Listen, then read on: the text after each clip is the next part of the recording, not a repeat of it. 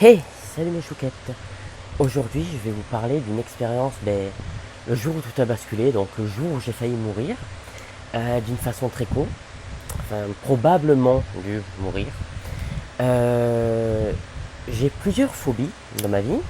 Il y a la claustrophobie, l'arachnophobie, la coulrophobie, la peur des clowns, et la peur des taureaux.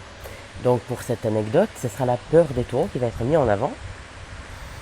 Alors, je n'avais pas du tout dormi de la nuit. J'ai pas arrêté de psychoter, faire des rêves là-dessus avec des taureaux et tout. À savoir qu'avant d'Argues, il y a les fêtes taurines. Et soit j'ai vraiment pas de cul, soit c'est tout simplement que la sécurité est inexistante. Donc je dirais que c'est 50-50. Donc voilà, j'ai passé toute la nuit à psychoter, à faire des rêves avec des taureaux, des trucs vraiment très chelous. Et arrive le jour fatidique, donc le lendemain, où je vais chez le coiffeur. Du coup, vu que c'était ma mère qui paye, elle m'accompagne. Et je m'installe et je suis pas serein du tout. Et tout simplement, au bout de... Bon, le coiffeur commence à me couper les cheveux, etc. Et j'entends des gamines hystériques qui se sont jetées dans un camion. Une espèce de camion benne, peut-être des bennes à ordures. Non, je les connais pas, je peux pas les traiter d'ordures. Et tout simplement, en fait, voilà, je me suis dit, non, c'est rien, fais abstraction. Sauf que, comment dire, 2 minutes après, j'ai entendu un grand bang dans une porte vitrée. Et tout simplement, c'était un taureau qui était entré. Sauf que tout le monde s'est cassé en courant, la stagiaire est partie pleurer dans les chiottes. Super, hein. Vive l'équipe. Le coiffeur s'était cassé aussi. Et moi, je suis tranquille, là, comme ça, sur mon fauteuil. En train de me dire, non, Yann, non, ce n'est pas possible. Pas toi. Pourquoi mais what? Et du coup, je me retourne avec un grand sourire, comme ça.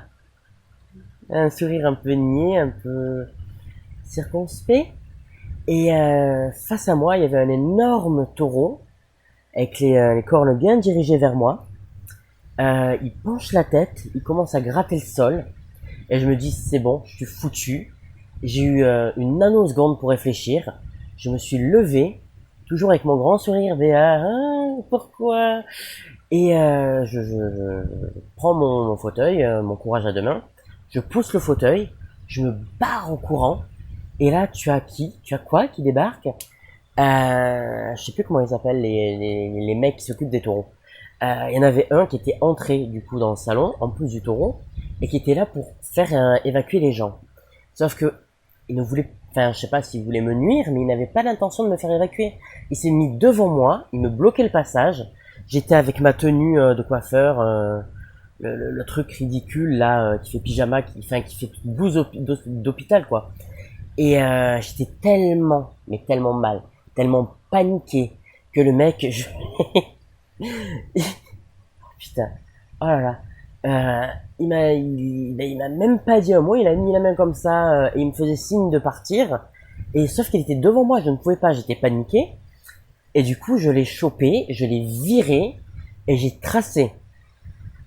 De l'autre côté, j'étais toujours en train de courir dans la rue avec mon truc là, ma tenue de coiffeur. Et j'étais arrivé aux grilles, parce qu'il y a des grilles quand même, et j'attendais de ce côté-là. Ensuite, il y a ma mère qui arrive, comme une hystérique. Passe de l'autre côté, les grilles, passe vite. J'ai le temps que je me retourne, que je dise, non maman, ce n'est pas une bonne idée. Ils avaient ouvert la grande baie vitrée pour faire sortir le taureau. Et à ce moment-là, bon, du coup, j'étais sain et sauf pour mon amour propre, ce que je n'ai pas. Enfin, plus maintenant, depuis cet accident. Et comment dire, j'avais aussi une petite vieille qui était devant moi, qui m'empêchait de passer. Qu'est-ce qui se passe? Il y a beaucoup de boucans, qu'est-ce qui se passe? Et là, j'étais vraiment un pétage de plomb extrême, en autopilote. Dégage! Je l'ai chopé, je l'ai poussé, dégage! Aucun égard pour ton âge! La rime est offerte. Et du coup, voilà, finalement, je ne me suis pas fait défoncer par le taureau, mais en re-rentrant dans le salon de coiffure, et je vous le donne dans le mille, la seule zone qui a été dévastée entièrement par le taureau, c'est là où j'étais assis, où je me faisais couper les tifs. Ah oui, cette histoire est tirée par les cheveux, mais elle m'est vraiment arrivée il y a quelques années. Quelques années, je dirais peut-être...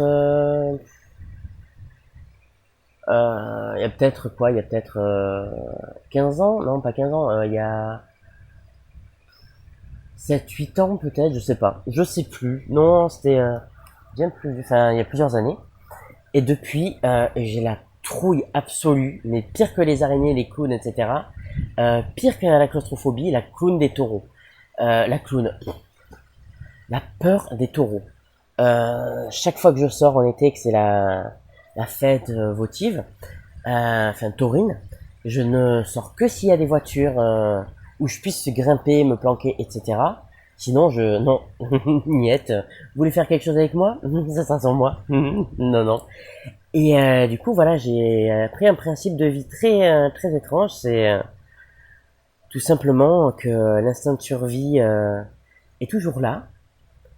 Et la petite leçon que j'ai appris, c'est non, quand ton sixième sens te dit taureau, alerte taureau, n'y va pas, eh bien, maintenant je l'écoute et je n'y vais plus.